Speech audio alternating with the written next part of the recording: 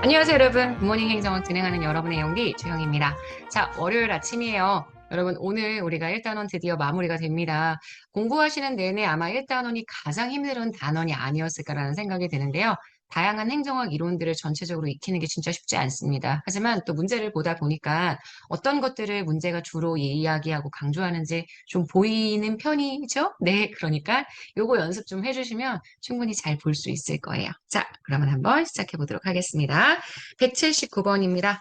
신공공 서비스 이론, 공익은 담론의 결과죠. 절대 개인의 사익의 합이 아닙니다. 그래서 여기가 틀렸어요. 개인의 집합체이기 때문에 여기가 틀렸어요. 시민들과 신뢰 협력의 관계를 확립해야 한다. 여기는 맞았는데요. 지금 뒤에 부분이 아닌 앞에 부분이 틀렸기 때문에 179번 X고요. 신공공 서비스 이론은 제가 되게 냉철한 이성의 따뜻한 가슴이라고 얘기했어요. 전략적 합리성과 민주적 책임성 두 가지가 결합이 되죠. 전략적 합리성을 가정합니다. 조직 내의 주요 통제권이 조직 안에 유보되어 있는 분권화된 조직. 요 상당히 요상스러운 문장이 NPM 신공공 관리론의 대표적인 문장이라고 얘기했습니다. 신공공 서비스 이론은 이런 거 정리하지 않죠. 그래서 관료의 역할에 있어서도 신공공 서비스 이론은 방향 잡기 이런 거 강조하지 않아요. 국민들에게 봉사하는 방법이라고 한다면 노적기가 됐든 방향 잡기가 됐든 상관없이 모두 다 강조를 하기 때문에 방향 잡기란 표현이 들어가면 좀 이상합니다. 자, 183번. 신공공 서비스 이론은 책임성 확보하는 방법이 굉장히 다양하다고 보죠. 민주적으로 선출된 대표자라고 이야기한다면 이거는 대통령 얘기하는데 대통령에게 책임을 다한다. 이러면 안 됩니다. 모든 영역에 있어서 책임을 다해야 한다라고 봐야 되기 때문에 183번은 X. 신공공 서비스 이론에 따르면 관료의 동기부여 원천은 공공 서비스의 제고입니다. 공익을 생각하는 착한 마음이 필요하다고 말씀을 드렸어요. 그래서 공공서비스 동기 이론을 주장했던 페리와 와이즈는 동기 차원으로 합, 규, 감 이랬어요. 합리적 차원, 그 다음 규범적 차원, 감성적 차원. 그래서 제도적인 차원이나 절대 금전적 차원은 들어갈 수 없다라고 얘기했죠. 결국 이 얘기를 다시 하자면 186번 동기유발 유인이 금전적 물질적 보상보다 지역 공동체, 국가, 인류를 위해 봉사하려는 이타심 이런 것들을 강조했고요. 이렇게 정리했던 이론이 바로 페리의 공공 서비스 동기 이론입니다. 자, 이후에 현대적인 이론으로 최근에 언급이 됐던 게 무어의 공공 가치 창출론, 신공공 서비스 이론에서 발달을 했다고 했죠. 행정이 너무 이제 신공공 관리론적인 기업가적인 행정이 되다 보니까 그에 대한 정당성 얘기를 확보하기 위한, 극복하기 위한 대안적 접근으로 무어의 공공가치 창출론 등장을 했고요. 최근에 너츠 이론도 굉장히 각광받고 있죠. 정책 대상 집단의 행동에 개입을 하지만 너츠적인 정책 설계를 통해 개인의 자유로운 선택을 허용할 수 있다라는 거. 그래서 디폴트 옵션과 같은 그러한 값들을 이용을 하면 개인이 스스로 선택하면서 정부가 원하는 정책 방향으로 충분히 갈 수 있다라고 설명을 드렸었습니다. 188번, 그래서 맞는 선지가 되고요. 자, 189번부터는 이제 행정학 전체의 이론들을 한꺼번에 섞어 놓은 문제들로 나오죠. 189번 초기 행정학 발달 과정에서 제일 먼저 등장했던 이론이 테일러의 과학적 관리론입니다. 사이먼의 행정 행태론보다 먼저 앞섰던 이론이고요. 보수주의 정부가는 국가의 개입을 줄여야 합니다. 자유방임적 자본주의를 옹호하죠. 합리적 선택의 신제도주의는 방법론적 개체주의, 사회학적 신제도주의는 방법론적 전체주의에 기반을 두고 있고요. 그래서 191번 X입니다. 192번 후기 행태론적 접근법은 아시겠지만 행태주의에 대한 반발입니다. 하지만 행정을 자연 문화적 환경과 관련해서 이해한다.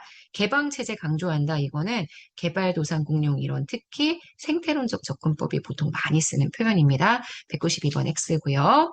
행정관리론은 사무관리론, 조직관리론, 계획과 집행의 분리, 정책행정이원론입니다. 권한과 책임을 명확히 규정해서 계층적인 조직을 운영하는 게 필요하다라고 주장을 합니다. 그래서 이거는 맞는 선지고요. 세제론에 따르면 체제의 변화와 성장은 기존 균형에선 발생하지 않습니다. 구성 요소 중에 어느 하나의 변화가 생기거나 새로운 이질적인 요소가 투입되면 그 투입되는 내용에 맞게끔 행정 과정을 변화시켜서 산출을 끌어온다고 얘기를 했죠. 그래서 맞는 선지고요.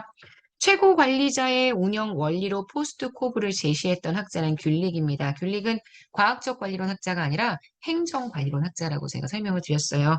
과학적 관리론과 행정 관리론은 서로 밀접하게 영향을 주고받은 그런 이론들이긴 하지만 은밀하게 분리해서 봐주셔야 한다라고 얘기했습니다. 그래서 195번 X고요.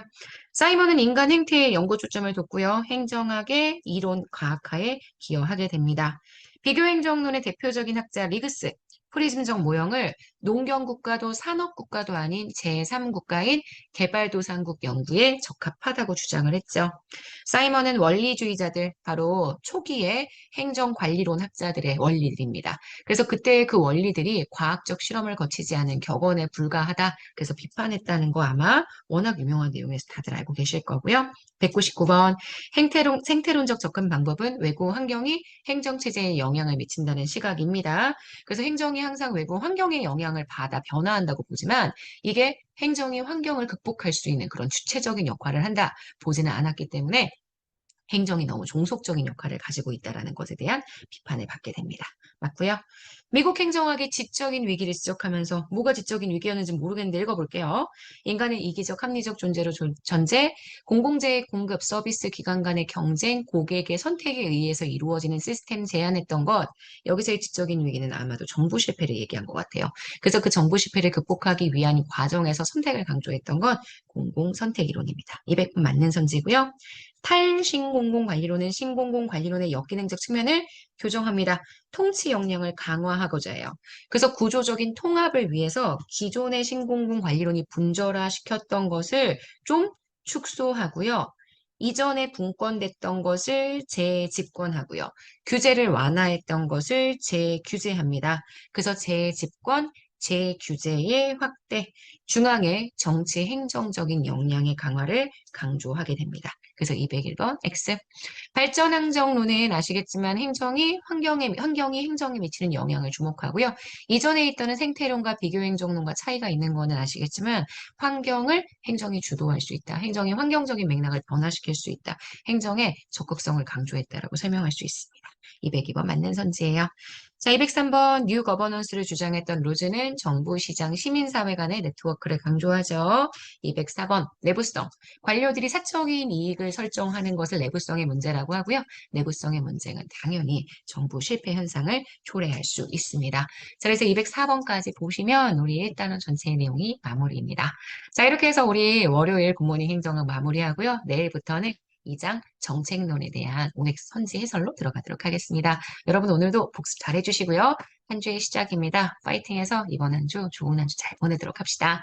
여러분 오늘 하루도 여러분 거예요. 내일 아침에 만날게요. 여러분 안녕.